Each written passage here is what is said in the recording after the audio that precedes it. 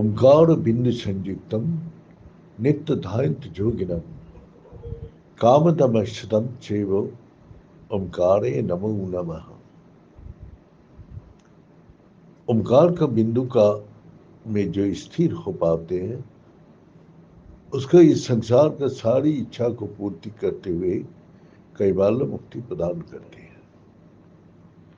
ओंकारी वेद है,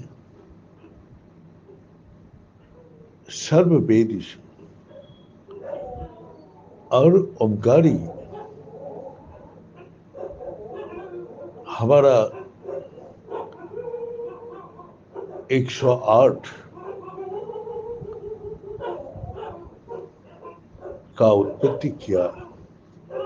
इसमें वेदांत का ये है, वेदांत में बोलते हैं कि कोई भी सर्कल करने के पहले बिंदु में एक पॉइंट होना चाहिए और उस पॉइंट से जो सर्कल बनते हैं उस सर्कल में दो साइड होते हैं, एक आउटसाइड एक इनसाइड। तो आउटसाइड में अष्टपाद से भगवान इस संसार में सब जीव को बांध के रखे हैं आठोपाद से, और अंदर जो है माया है और बिंदु इतना सूक्ष्म है जो दिखाई नहीं देते, समझ में नहीं आते, ना उसको आदमी अपना मन बुद्धि इससे किसी में उसको अनुभूति नहीं कर पाती। इसीलिए भगवान को हम लोग इतना सूक्ष्म तत्व में है जो समझ में नहीं आती, इसीलिए कोई भी मानती नहीं।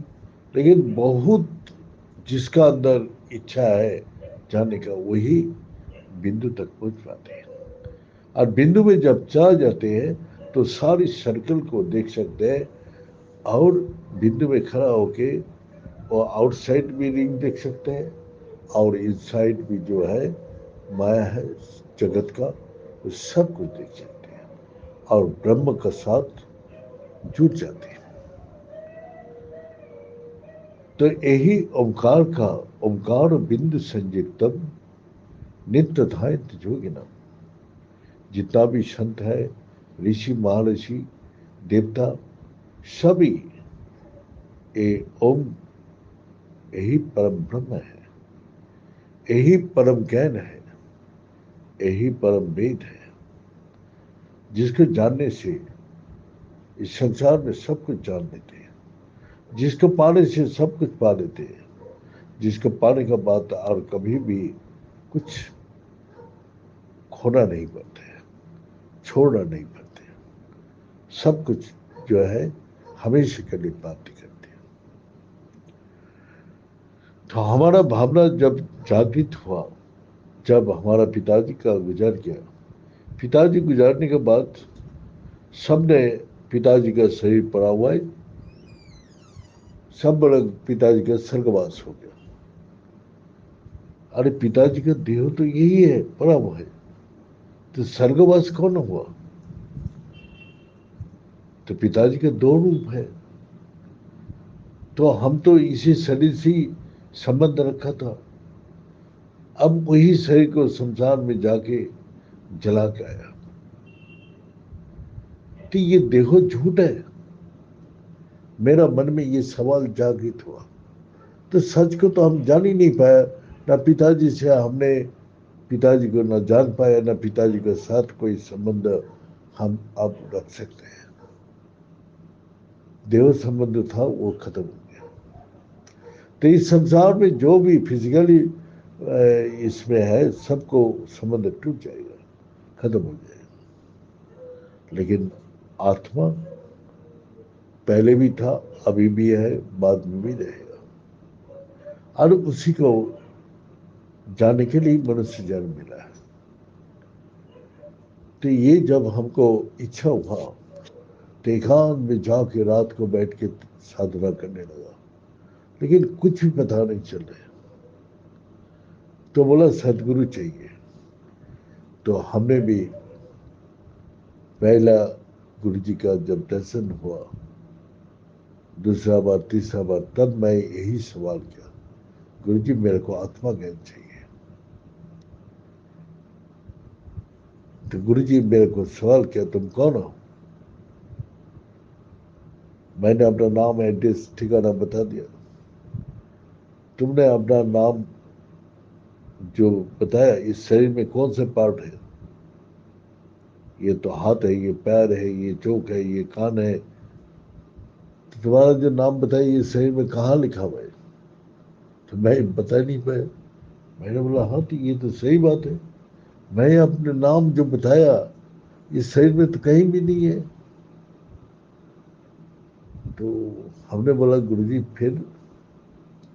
बोले, वही हमको पास विद्या है जो आत्मा को जानने के लिए, और मेरा पास कुछ भी नहीं है। तो बोला, हमको वो चाहिए। बहुत संक्षेप में बोल रहा हूं। तो गुरुजी जब साधना दिया, तो एक बिंदु में मैं देखा बहुत तेज लाइट।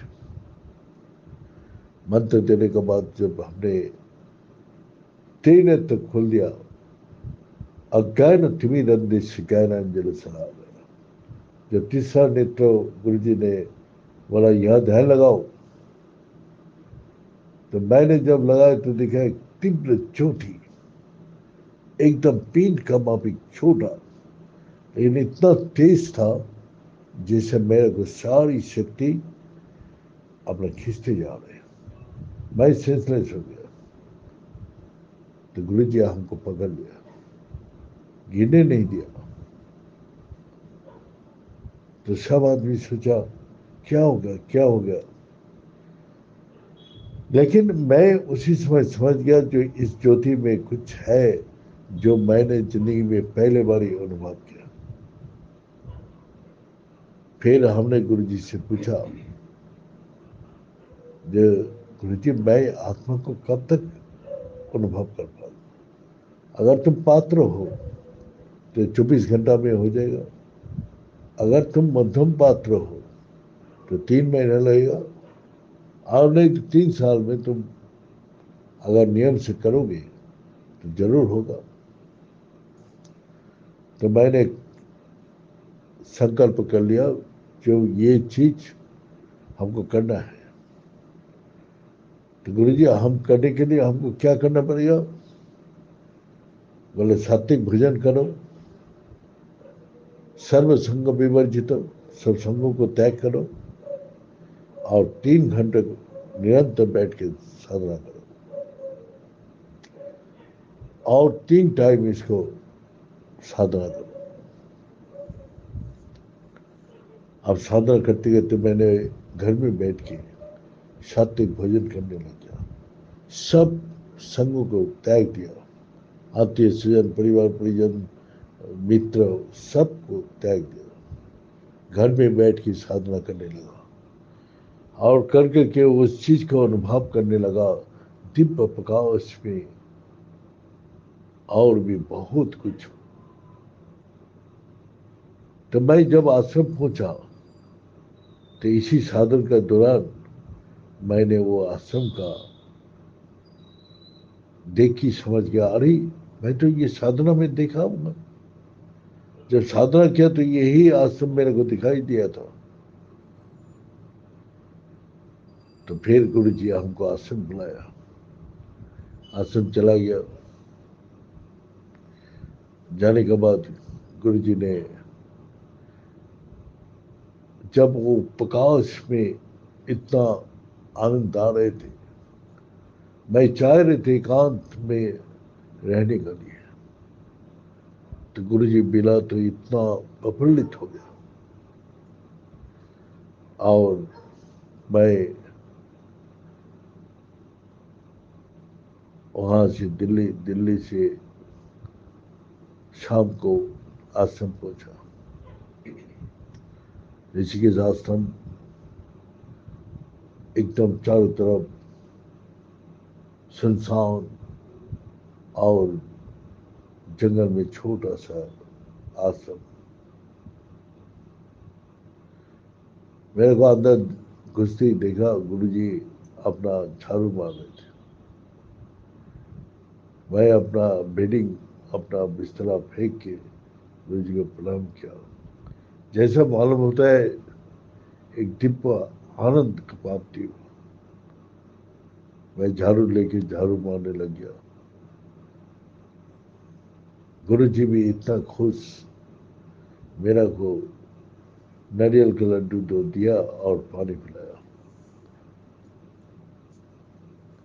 फिर रहने का एक ही रूम, गुरु जी अपना तखत में बैठ के साधना करता, मैं नीचे। ये मौका मिल गया दिव्य आनंद को मिलने लगा। और मैंने अपना संकल्प कर लिया और घर वापस नहीं जाना। मैं जितना कुछ भी था, पैसा, सब कुछ गुरु जी का चरण में सौंप दिया और गुरु जी को बोला जो मैं वापस नहीं जाना चाहता हूँ। तो गुरु जी बोला जाओ, तुम्हारा पिता माता से ऑर्डर लेके आओ। मैंने चिट्ठी लिखा, चिट्ठी के जवाब आया, एक बार मिल के जाओ, फिर जो करना है करो।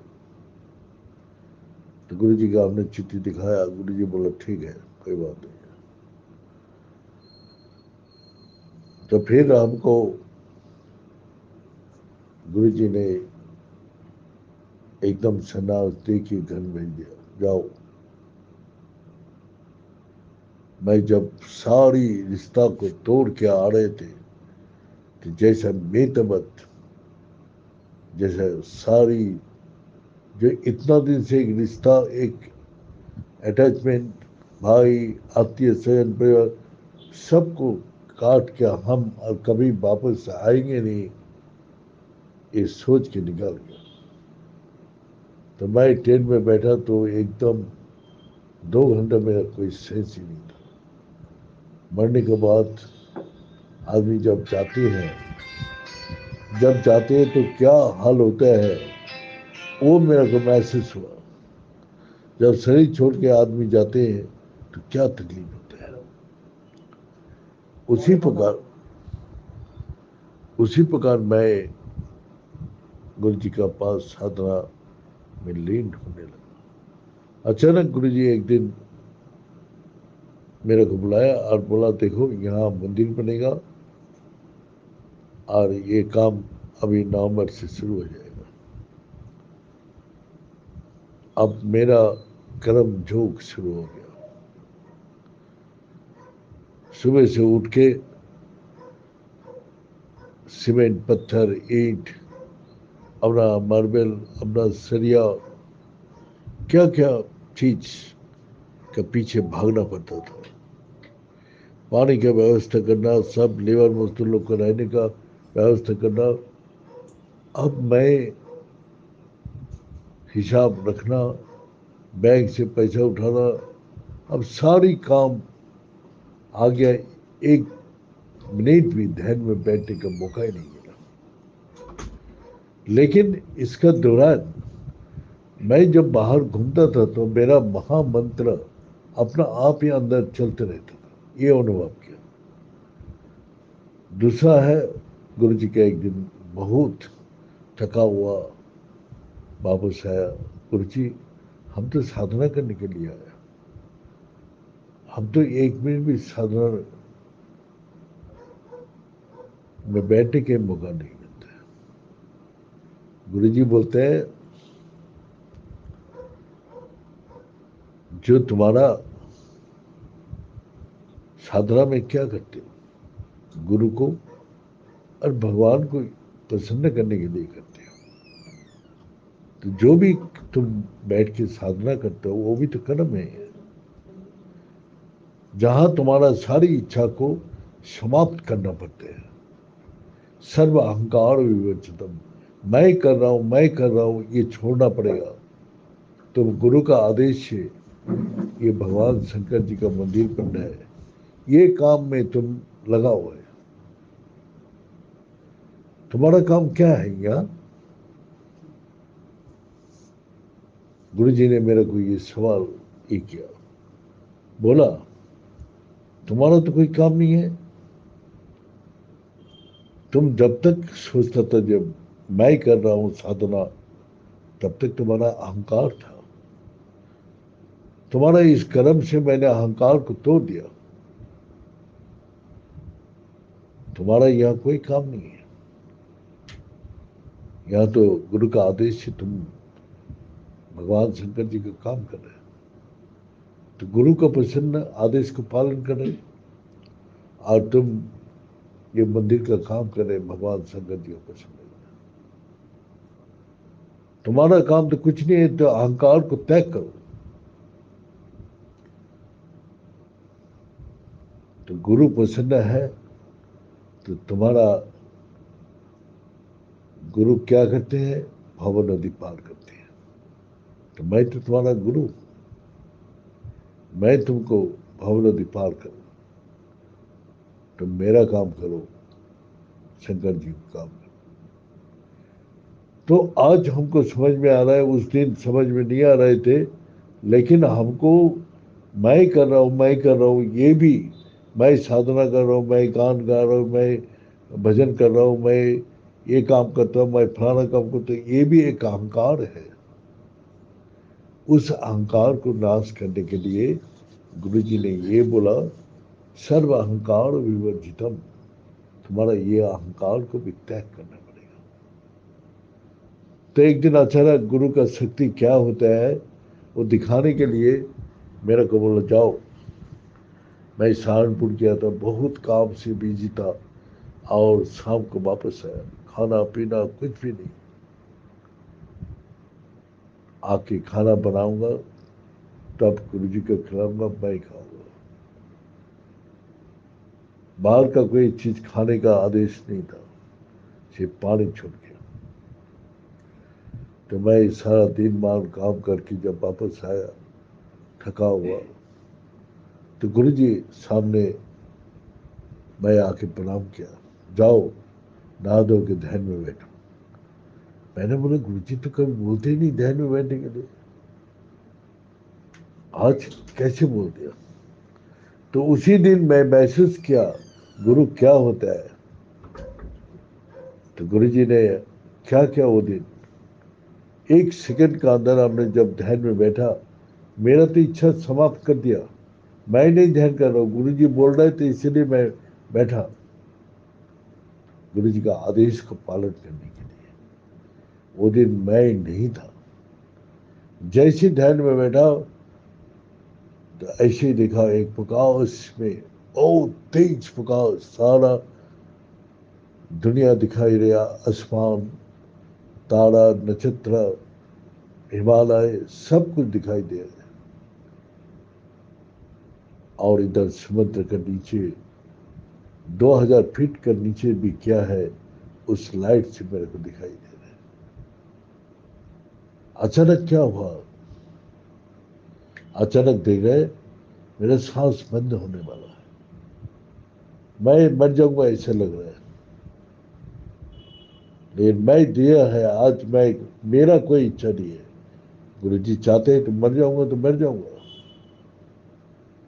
अचानक देखा मेरा सांस बंद हो गया। तो सांस बंद होने के बाद ही मेरे को कोई कष्ट नहीं हुआ। अब सांस ऊपर चलने लगा, नीचे सांस नहीं आ रहे,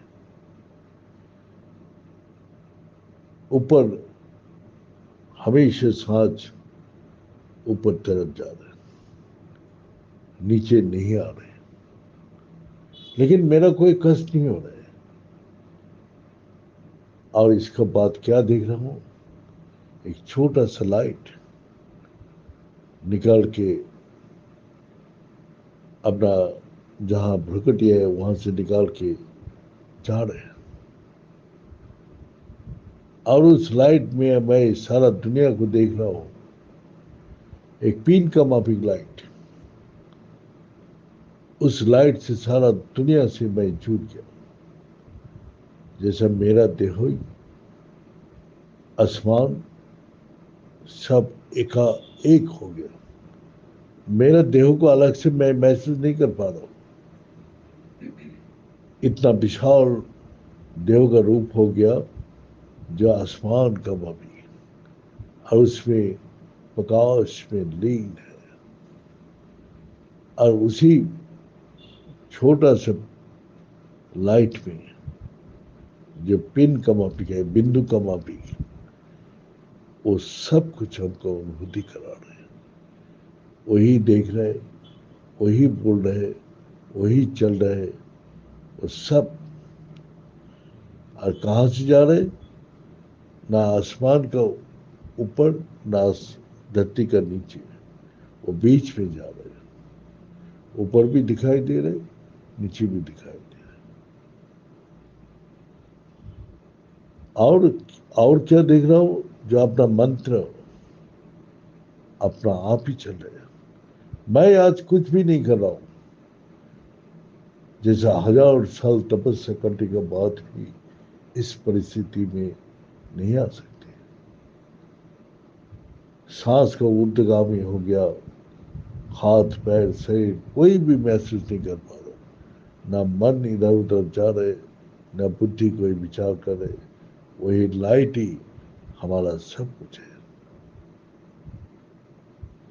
बस कुछ देर बाद जब वापस आया तो मैं उठ के धैर्य से गुरु जी के पास प्रणाम किया। गुरु जी जाओ खाना बनाओ। गुरु जी आज ये, हाँ हाँ मेरे को पता है, जाओ जाओ। तो गुरु जी ने जो ये चीज कितना शक्ति सामर्थ्यवान है, वो दिन मेरे को पता चल गया था। जो गुरु ही का प्रसन्नता ही साधना का, साधक का एकमात्र सब कुछ प्राप्त कर सकते हैं। गुरु का आशीर्वाद बिना, गुरु का कृपा बिना वो आगे नहीं बढ़ सकते। साधना करने का रुचि भी गुरु ही देते हैं। तभी हमको साधना करने के लिए प्रबल इच्छा अंदर पैदा होते हैं। और नहीं तो ऐसा कभी भी ये इच्छा जगती नहीं। संसार में जो गुरु का साथ जुड़ा हुआ है निरंतर, उसको भी गुरु कृपा करती है। और इस संसार में भी रहते हुए भी वो दिव्य आनंद को, शांति को, सुख को प्राप्ति करके गुरु के चरण में लगा रहते हैं। तो गुरु का ज्ञान बिना भव नदी कोई नहीं पार कर सकते। ये हमने देख लिया। इसीलिए शास्त्र में भी बोलते हैं, अपार समुद्र मध्य निमज्जितमय। मैंने मैं अपार समुद्र का इस संसार रूपी सागर में डूब रहा हूं। गुरु कृपा लो, गुरु एकमात्र कृपा करके मेरा को ये डूबने से रक्षा करते हैं और वही मुक्ति दिलाते हैं। तो आत्मा बहुत, आत्मा प्रकाश स्वरूप है और सारी जगत अंधकार है। आत्मा का प्रकाश ही सारी जगत प्रकाशमान है। आत्मा का स्वरूप क्या है? वही भगवान को पूछ रहे अर्जुन ने कि किम तत् ब्रह्म, तुम्हारा ब्रह्म रूप क्या है? मैं सच्चिदानंद विज्ञ स्वरूप, सत्य चित आनंद स्वरूप। जहां सत्य है वहां चेतना है, जहां चेतना है वहां आनंद है। तो इस संसार में चर अचर जो चल रहा है, और जो अचर माने जो नहीं चल पाती, पेड़ पौधा ये नहीं चल पाते, तो सब में समा हुआ है ये तीनों शक्ति। इस संसार में ये तीनों शक्ति से पंचभूत का सृष्टि किया। इस तीनों शक्ति से ही इस संसार का सृष्टि हो रहा है, पालन हो रहा है और विनाश हो रहा है। जैसा विज्ञान में भी तीनों शक्ति है, इलेक्ट्रॉन, प्रोटॉन, न्यूट्रॉन, इसी प्रकार जो सारी जगत को चलाने वाला यही तीनों शक्ति है। सच जहाँ है वहाँ चैतन्य शक्ति है, जहाँ चैतन्य शक्ति है वहाँ से आनंद की प्राप्ति कर सकते हैं। तो यही गुरु कृपा बिना इस सच्चिदानंद स्वरूप को हमारा अंदर मैं भी वही सच्चिदानंद रूप में समा जाते हैं।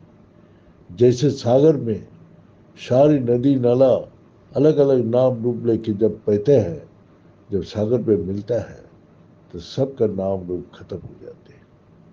इसी प्रकार जब जीव अलग नाम रूप लेके चलते हैं, जब अहंकार नाश करके जब सच्चिदानंद सागर में मिलता है तो वहाँ पे नाम रूप सब खत्म हो जाते हैं। ये बोल के आज यह समाप्त करता हूँ। ओम पूर्णमद पूर्णमिदं पूर्णात् पूर्णमुदच्यते पूर्णस्य पूर्णमादाय पूर्णमेवावशिष्यते। ओम शांति शांति शांति। बड़े सच्चे दरबार की, बड़े सदगुरु भगवान की, बड़े शंकर भगवान की, बड़े माता जगदम्बे की, बड़े भक्त बिंदों की, बड़े संत बिंदों की, बड़े सनातन धर्म की, बड़े धर्म की, अधर्म का प्राणियों में विश्व का हर हर महादेव। ओम गुणाय पुनरुपाय पूर्णानंद पदाय संसार सागर तरताई संभवाय नमो नमः।